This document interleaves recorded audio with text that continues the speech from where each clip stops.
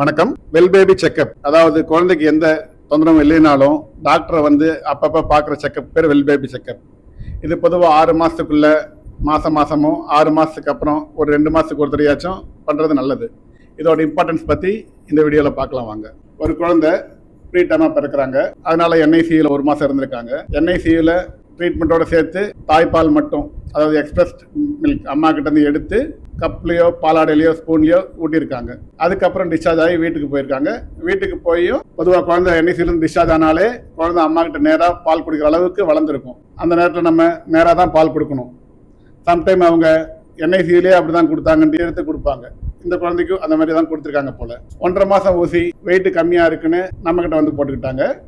அப்போ என்ன சொல்லியிருந்தேன்னா, அடுத்த ஊசி கவர்மெண்ட்டில் போட்டாலும் ஊசி போட்ட அன்னைக்கே வந்து குழந்தைங்க டாக்டரை பார்க்கணும். ஏன்னா குழந்தையோட டெவலப்மெண்ட் எப்படி இருக்குது, க்ரோத் எப்படி இருக்குது, வெயிட் எப்படி இருக்குன்னு செக் பண்ணணும் அப்படின்னு சொல்லியிருந்தோம். அடுத்த விசிட் வந்தாங்க. அதுக்கப்புறம் ஒரு 6லேருந்து 7 மாதத்துக்கு வரலை. ஒரு 11 மந்த்ஸ் 10-11 மந்த்ஸ் டைமில் வந்து குழந்தைக்கு வாமிட்டிங் அதிகமாக இருக்குது டாக்டர் அப்படின்னாங்க.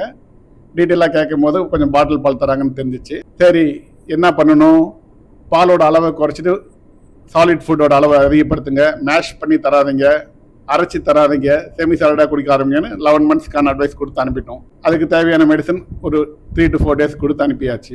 அதுக்கப்புறம் 1 மந்த் கழிச்சு மறுபடியும் வாமிட் அதிகமாக இருக்குன்னு வந்தாங்க. இப்போ டீட்டெயிலாக கேட்கும் போது சொல்கிறாங்க, ஒரு 6 to 7 மந்த்ஸ்லேயே தாய்ப்பால் நின்றுடுச்சு, நாங்கள் மாட்டுப்பால் தான் கொடுத்துட்ருக்கோம்.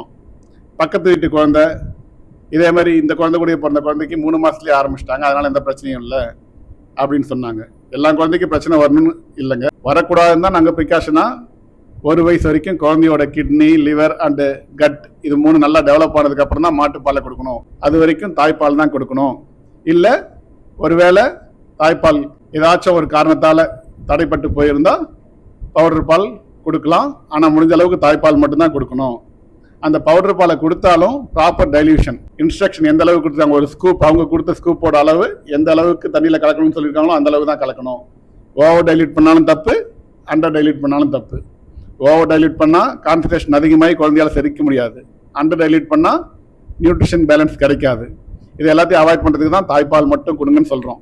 இப்போ மாட்டுப்பால் கொடுத்துருக்காங்கன்னு சொல்லும் போது குழந்தைக்கு அந்த ரிப்பீட்டட் வாமிட்டிங்கான காரணம் அந்த மாட்டுப்பால் ஒத்துக்காமையே இருக்கிறதுக்கான ஒரு வாய்ப்பு இருக்குது. அதுதான் கிடையாது. ஏன்னா இன்னும் குழந்தையோட கட் அந்த அளவுக்கு டெவலப் ஆகலை.